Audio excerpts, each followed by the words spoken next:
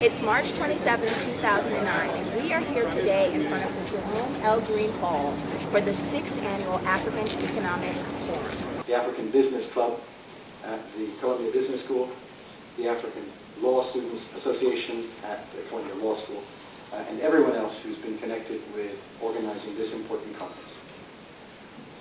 It's a particular pleasure and honor for me today to present you our keynote speaker. Ngozi Okonjo-Iweala is presently Managing Director of the World Bank, a post to which she returned after a long career. As you may know, Dr. Okonjo-Iweala served from June to August 2006 as Minister of Foreign Affairs of Nigeria, overseeing Nigeria's external relations, and prior to that, from June 2003 to June 2006, she served as Minister of Finance and Economy and head of Nigeria's much-acclaimed presidential economic team responsible for implementing a comprehensive, homegrown economic reform program that stabilized the macroeconomy and tripled the growth rate to an average of 6% per annum over 3 years.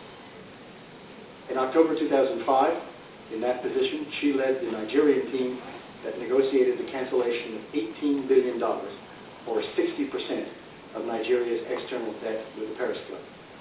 This deal also included an innovative buyback mechanism that wiped out Nigeria's Paris Club debt and reduced the country's external indebtedness from $35 to $5 billion.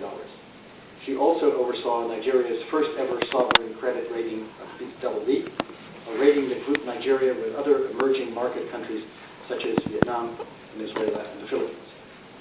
Before these remarkable achievements, she prepared herself well. She was educated at Harvard, but even in a very tough environment, managed to finish her degree in 3 years rather than the usual 4. Actually, the average is more like 4.5. Many Harvard students take a second or third year off due to exhaustion. She was able to finish this 4-year program in just 3, and then received her PhD in Regional Economics and Development from the Massachusetts Institute of Technology. In addition to these earned degrees, she has been recognized with honorary degrees from a number of leading institutions, including the Doctorate of Letters from the University of Dublin and Trinity College, Ireland, and an honorary Doctorate of Laws from Colby College and another from Brown University, to name just a few. In 2006, you may recall, she was named by Forbes magazine as one of the 100 most powerful women in the world. There was the fertilizer crisis, food crisis, the fuel crisis, and now the financial crisis. And I often joke that I don't know why they all start with F. Something must be going on there that we're not quite sure about. But these external shocks, the fertilizer, food, and fuel are somehow also linked, really hit the continent hard, because in real terms, the price of food went up by about 50% on the continent. As you know, in our countries, in most of the countries, poor people spend 50 to 70% of their income on food. So when you have a food crisis, this is not just about, it's not like, this is real. This is about people going hungry, people who could die from malnutrition.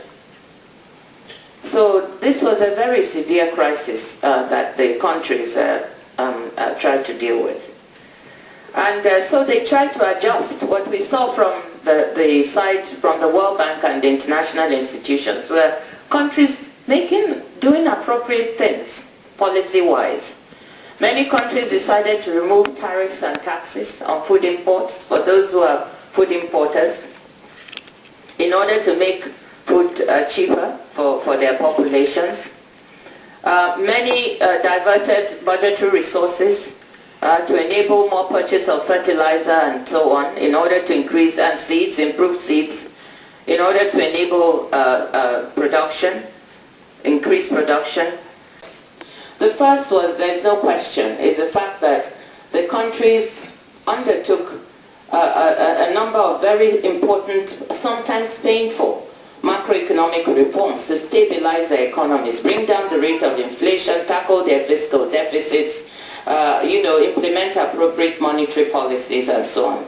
Sometimes these reforms are controversial, particularly when you work at the World Bank or the IMF, because many people feel, well, I'm from the World Bank, so I speak only for the World Bank, that some of these reforms can be quite painful. But if you sit on the other side of the table, as I did as finance minister, you will note, as I said to many of our labor leaders and our citizens, that, you know, you have to tackle your fundamental problems. You really cannot grow the economy unless you have macroeconomic stability. So you need to do what it takes. So we needed to grow up. I even use that word.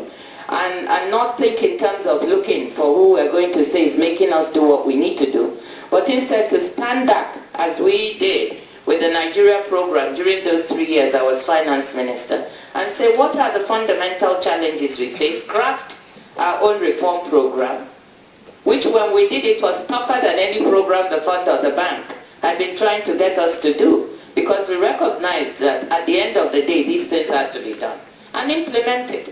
And I think what we see in these figures is that many African countries did begin to do that. Some reluctantly at first, but increasingly there was a recognition with very good results. Inflation rates were brought down. As I said, the macro imbalances were tackled. And except for a few countries, you know, these gains began to show. And this was what was fundamental then to tackling other issues in the growth of the countries. I think the second factor, no doubt, was that there was an increase or a rapid rise in commodity prices in the early to mid 2000s, which contributed to this growth. But the important point is that this rise in commodity prices was managed in a different way from the past.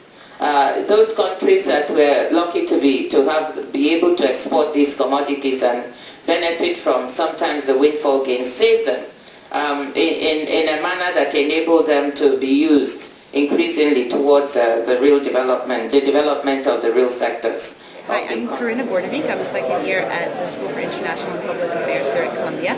I'm also a member of SPAN, the SIPA Pan-African Network, which is the host of the African Economic Forum that's going on this weekend. And I'm also one of the organizers. And I guess what I think is really important about this event, which is the sixth year of running that we've had it, is that it's really a forum for policy students, law students, business students, and anybody involved in any of those sectors to come in and really not just talk about Africa and think about Africa, but figure out how we can make change with the resources that we have here. So I think very often Africa is thought of as a continent of scarcity, of problems, but there are a lot of opportunities.